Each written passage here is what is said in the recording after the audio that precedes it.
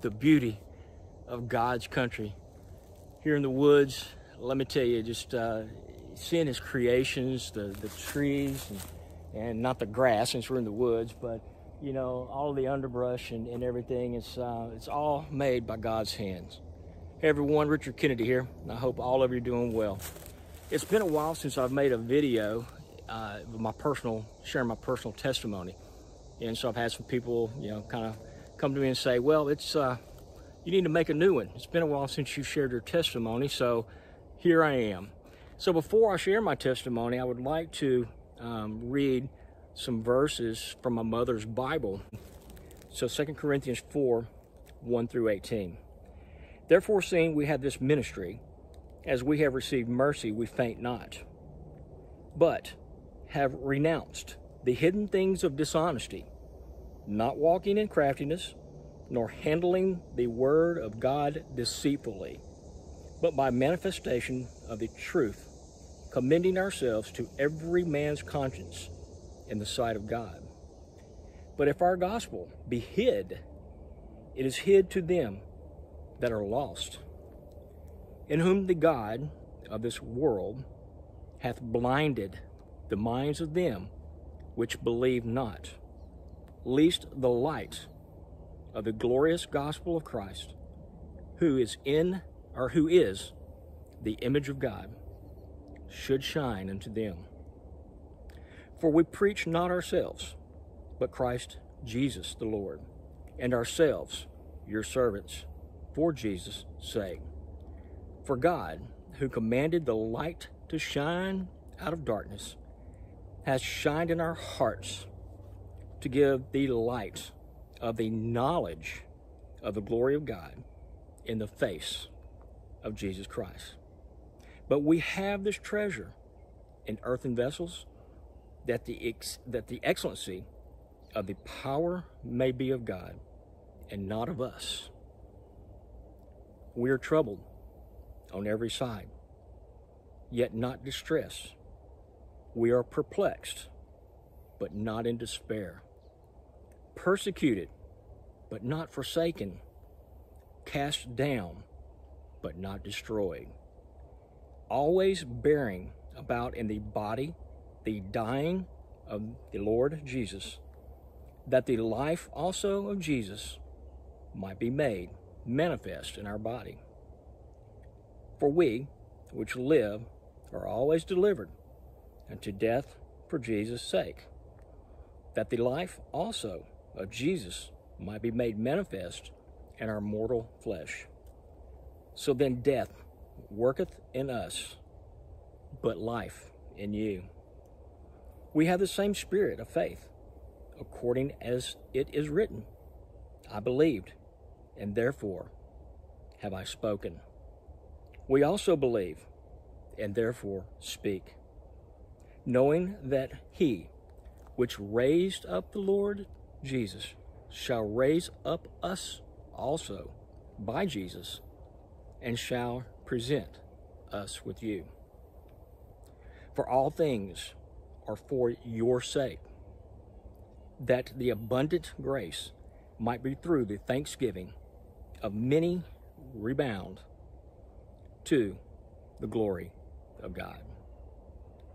For which cause we faint not, but through our outward man perish, yet the inward man is renewed day by day. For our light affliction, which is but for a moment, worketh for us a far more exceeding and eternal weight of glory. In verse 18, while we look not at the things which are seen, but at the things which are not seen. For the things which are seen are temporal, but the things which are not seen are eternal. I was born and raised Northwest Louisiana here. Very loving Christian home. I'm the youngest of three children in the family, older brother and older sister. But I couldn't ask for a better Christian home and a better mom and dad. I mean, they were phenomenal. I mean, I could go on for hours about mom and dad, and my sister, and my brother.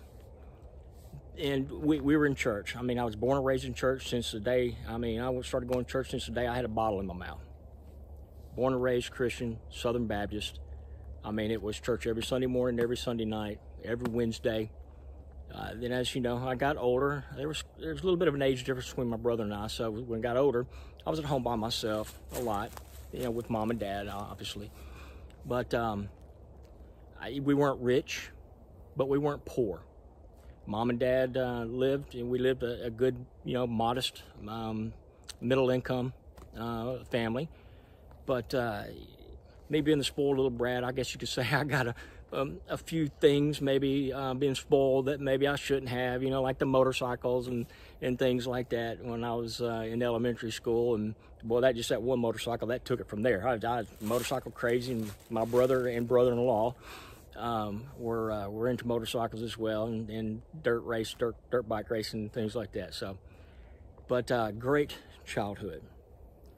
Then the junior high days, growing up a little bit, they hit, and then here comes high school, and here come the girls.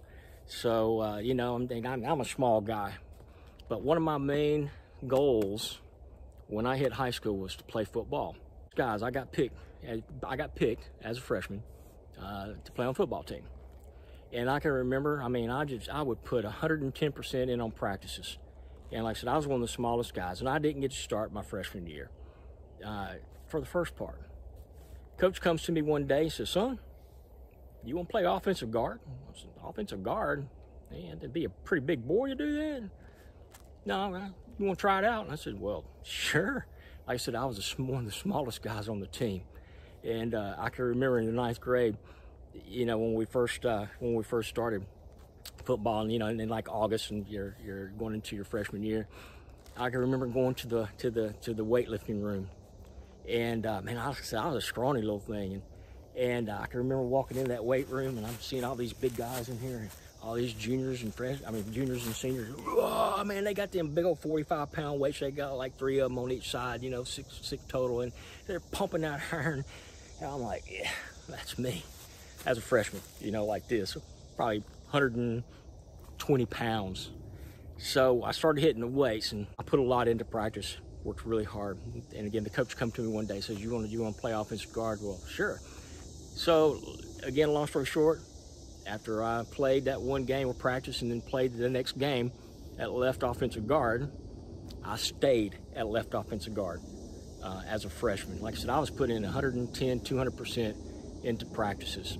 So my sophomore year came, and believe it or not, you're playing JV now. I started every game at left offensive guard for a Class 4A in high school, which is where Terry Bradshaw graduated from, Joe Ferguson, Robert Parrish had played for the Celtics, basketball. A lot of names, big names, came out of Woodlawn High School in Shreveport, Louisiana.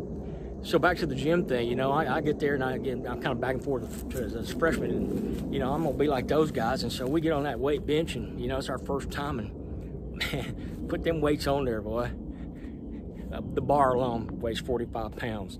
And so I can remember that first day, I took that bar and we'll start with the bar. I was like, I think I got it maybe 1 or 2 times. The bar, just a 45-pound bar. So as time went by, we started adding little weights. And then back to my sophomore year, I started every game. I was getting a little bigger, practiced really hard. Then my junior year came. All right, so actually I'm starting to dress every game of varsity. Now again, I'm one of the smallest guy, if not the smallest guy, on this Class 4A team, which was one of the largest schools in the state of Louisiana. Okay, so, I kept hitting the weights, still at left offensive guard. One of the smallest guys on the team, left offensive guard. So I remember my junior year, I was behind a senior, and I got to play a few plays here and there throughout the season. But it's about maybe midway into our season, my junior year. At the beginning of each game, the coach gives the starting lineup. We're playing Southwood High School.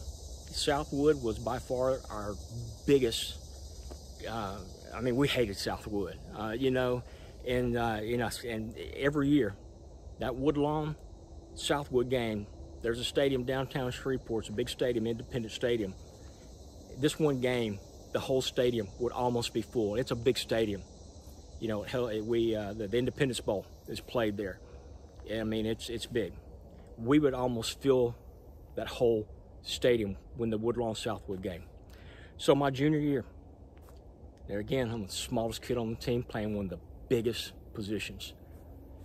Coach walks around. Deloach, starting, tight end, such and such, starting, defensive tackle, or such and such, quarterback. Kennedy, starting left offensive guard. Whoa, Kennedy. Whoa, time out, coach. This is our biggest game of the year. You mean I'm starting my junior year, and I'm the smallest guy on the team, and I'm starting? And you mean I got to go against Guerrera? That we knew the Southwood boys. You mean I got to go against Guerrera? That dude's one of the biggest, ugliest guys I've ever seen. He's bad. And he's a defensive tackle that's going to be right in front of me. You mean I got to start? I'm starting again. Well, come on, coach, really? Kennedy, left offensive guard. That's something I'll never forget. We won that game. We won it handily.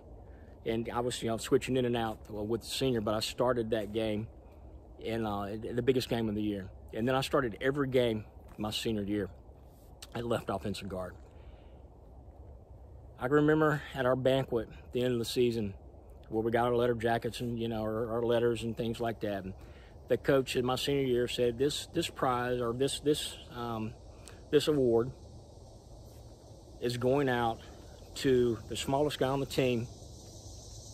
Maybe the smallest guy on the team, but he has the biggest heart. Richard Kennedy, come on up. I got that award. Now, granted, by this time in my senior year, I went from a 45-pound bar to lifting over 245 pounds. I weighed 135 pounds, starting left offensive guard. We lost in double overtime my senior year in the quarter final playoffs to Ruston. We should have won the game, and it was a double overtime. We should have won the game, but our kicker missed a field goal. If he'd have made that field goal, we'd have won it before it went into overtime. But we lost in double overtime to Ruston in the quarterfinals. Ruston won state that year, down to Superdome. We were this close my senior year to going to the Dome, and I was the smallest guy on the team, playing one of the biggest roles.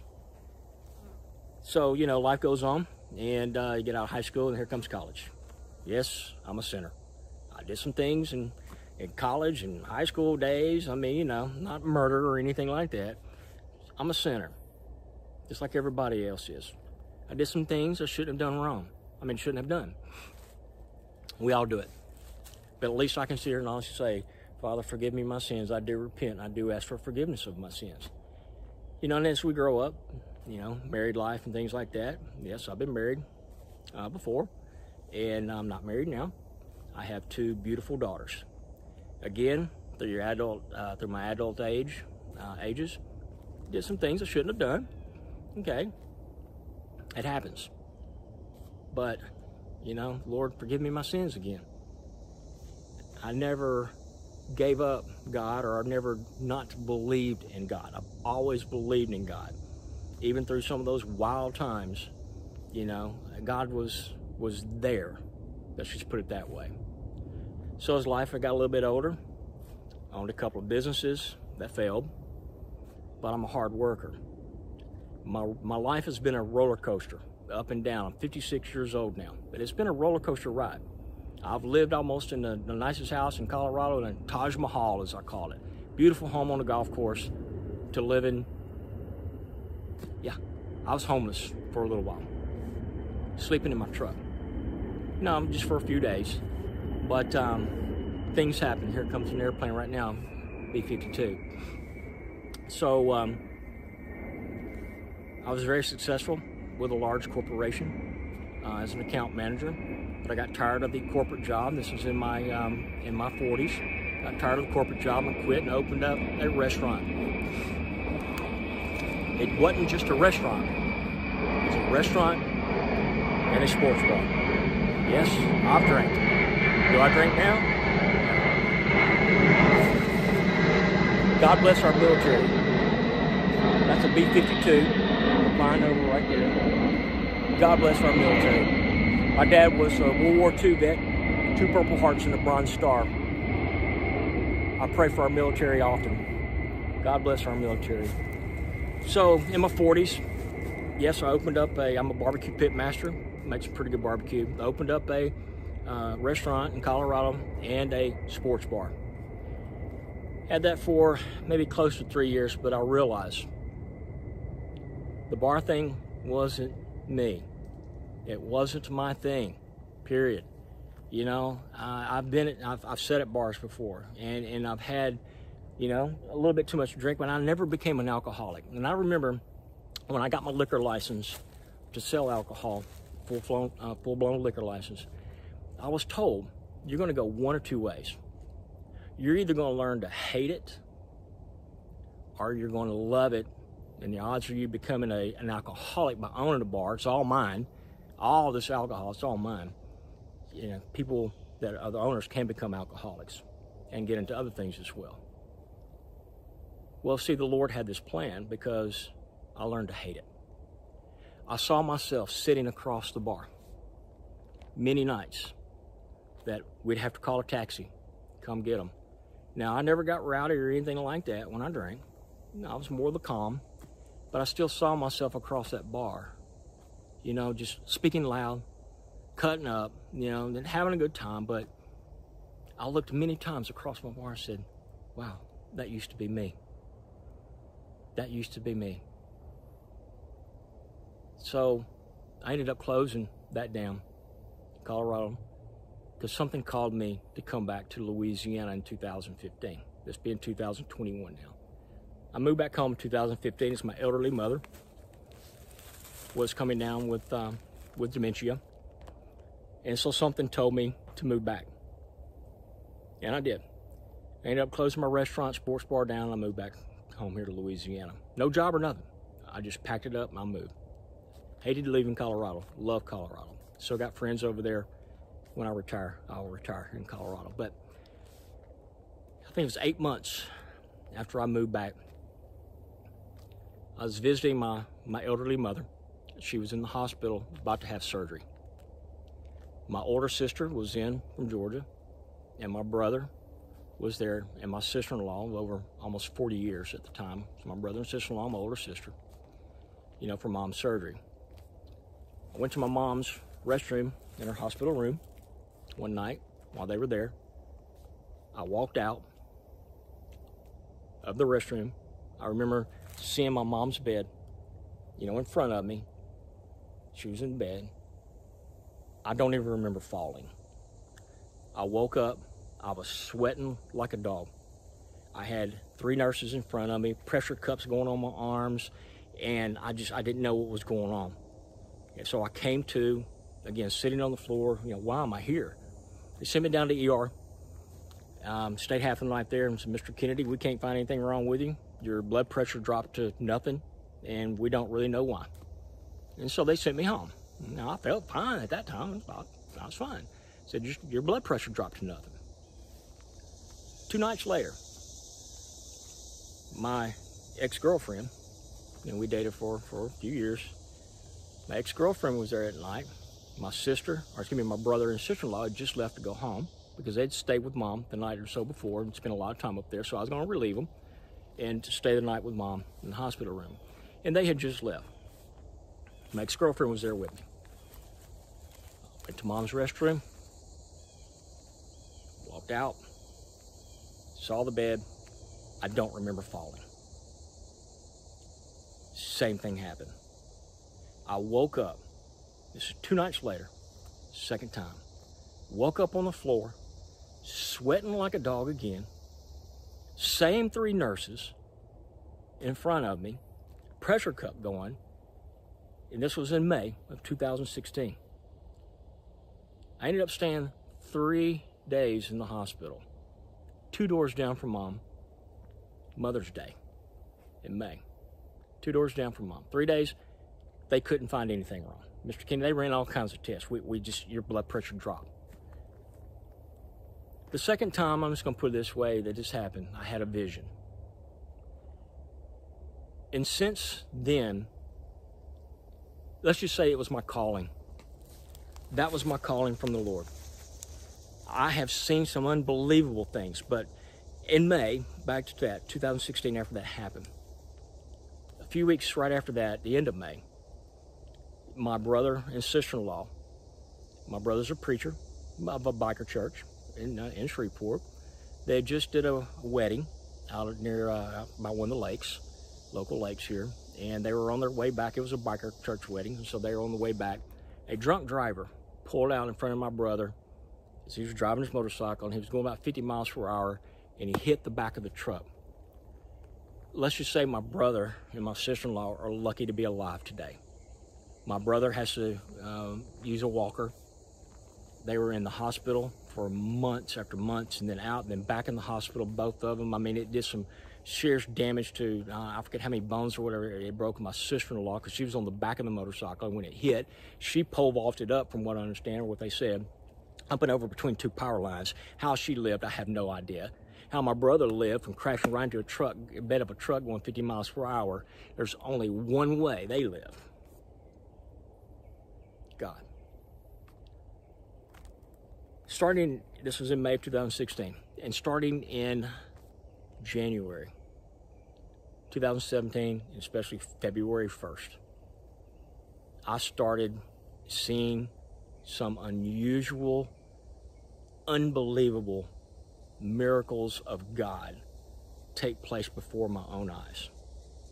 And it's not just me, because when I would see things, I was living with my ex-girlfriend. Yes, I was living with an ex-girlfriend. And being divorced and all, but living with an ex-girlfriend. When I would see these things, she was a witness to it as well. Now, we're no longer dating. I live alone. I have for the last 2 years. We dated for maybe 4 years or so. This was 2017 when all this started. I have helped find, through visions, missing children. I've given clues to missing children. I can now see satellite imagery in great detail. Yes, God has left messages here on earth, embedded on earth, for people like me, what's called advanced visual cortex vision, to see these messages. There's a lot of people that just don't believe me. And now, this has been going on 5 years now. This is September. Tomorrow will be October of 2021. I still, today, from beginning of 2017, I still have the visions. I see things on satellite imagery that are unbelievable. And over these last almost 5 years, I've been able to collect all this data. You would be surprised. I have got like 16 or now 17 full-size notebooks, writing pads, full size, with handwritten notes from front to back. It's like 16 or 17. Plus, I can't tell you how many other tons of just small pieces of paper that I've made a lot of notes on. I've got over, it's like 17,000 pictures, but maybe, because some of it's research, but some of that, those pictures and all, there's maybe 1,000 that you can really see the images and the messages that God is given. It's an unbelievable story. And like 2 Corinthians, and by the way, I randomly opened up my Bible to 2 Corinthians last night. It's like here in 2 Corinthians chapter 4, verse 8. We are troubled on every side, yet not distressed. We are perplexed, but not in despair. We're persecuted, but not forsaken. Cast down, but not destroyed. There are a lot of people just don't believe what I have. Now, I don't have an imagination wild enough to do the things or create the things. I'm not an artist, I'm not a photographer, but I don't have that kind of imagination to create the images and embed images in the pictures that I have, and most of them are biblical.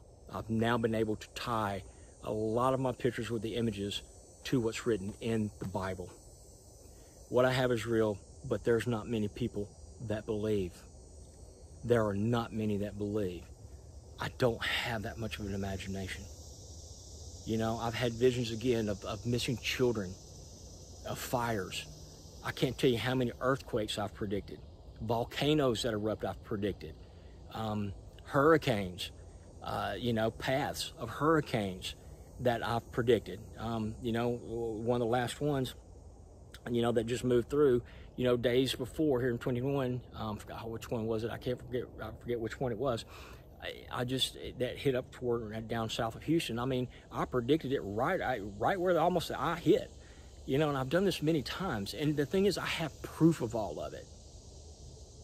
A gentleman told me a while back, he said, because an older man that's been somewhat of a mentor, nobody believes.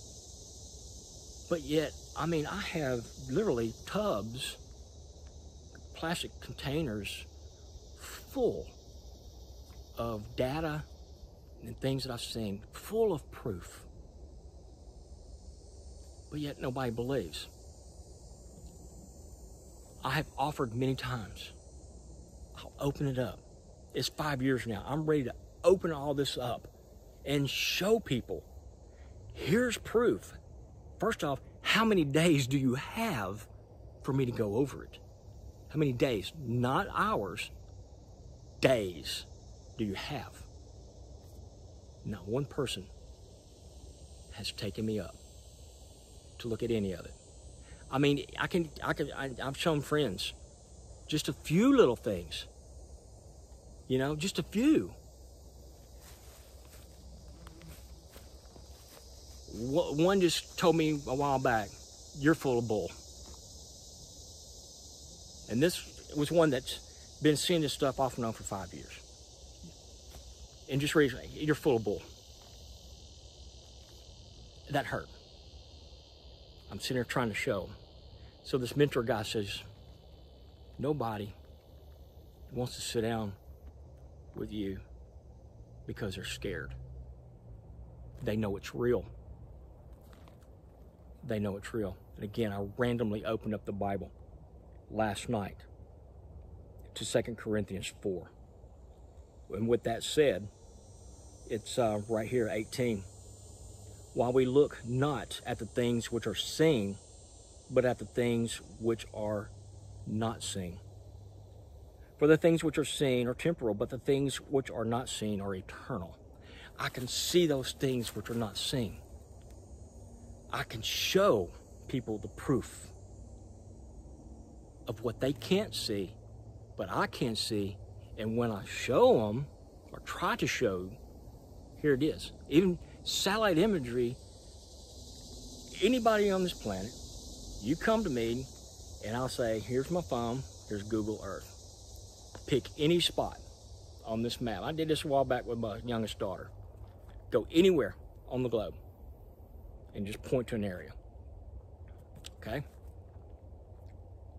Daughter did it. I zoomed in, started focusing. Oh my goodness, Hannah, look at this. Look at all these images right here. And she says, wow, you're right, Dad. There's images everywhere. I can see them. God is trying to get messages out to us right now. Our nation, we're not looking so good. This world, we're not looking so good because of a certain rudiment, unproven thing that's going on. We're all being judged. I can tell you that right now. We're all being judged. Yes, I'm gifted. Yes, I'm a called one. When I hit the floor twice, the first time in my mother's room I heard a voice. The second time I had a vision. That was my calling from God. God reached down to the bottom of the barrel, a former bar owner here, It's my time now, son. We got work to do. You know, I predicted this coronavirus and all long before it hit. It's written down on my pads, my notepads. I've predicted many things over the last 5 years that are coming true today. I have the pieces of the puzzle. As I say, I've been getting pieces of the puzzle for the last 5 years and I'm putting together. People, we better wake up. You better wake up. There's no need to be afraid of me. You know, and what I'm just going to be honest, what really discourages me is people persecuting me and not believing in me, but yet I'm being judged without a trial. You're prejudging, and that's wrong. If you want to know the truth and you want to see the truth, you need to sit down with me.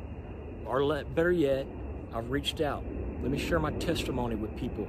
I've got some of this that I can put up on a PowerPoint presentation showing the cross in the skies and things like that. Some of the beautiful and unbelievable images that are embedded in this earth that I can show. And by the way, all of my pictures with the images on the earth, they have the coordinates at the bottom. So once you see the coordinates, you can plug those coordinates in on a map and you can go right there and see exactly what I saw. I hide nothing. I speak the truth. And the truth is, people better wake up. Again, we're going through a serious judgment right now. The Antichrist is at work. So is the devil. You better wake up. You better start listening to the truth. Do your own research, because there's a lot of lies going on right now. And those that are partaking of the lies in this rudiment, you're being deceived by the devil. See, the devil is a deceiver. He's a liar. And he will do things like that to get you on his side and take you. Don't become a part of the devil. Do not become a part of the devil. I beg. On my mother's Bible. Do you swear to tell the truth, the whole truth, and nothing but the truth, so help you God? I'm sorry I got this wrong. Raise your left hand. I do. Sorry, God. I do. God bless each and every one of you. You better wake up. That's my testimony. I mean, I could go on for an hour or 2 hours about some things in between my life. I got 2 beautiful daughters. I got a beautiful grandbaby. But I live an unusual life. Yes, I do. But it's a glorious life. I live alone now. But I love my life. Because, yes, I've had a calling of the Lord. Yes, I have a gift. I don't brag. I don't boast. We all need to stick together. And we got this. God bless each and every one of you. I hope y'all have an awesome day.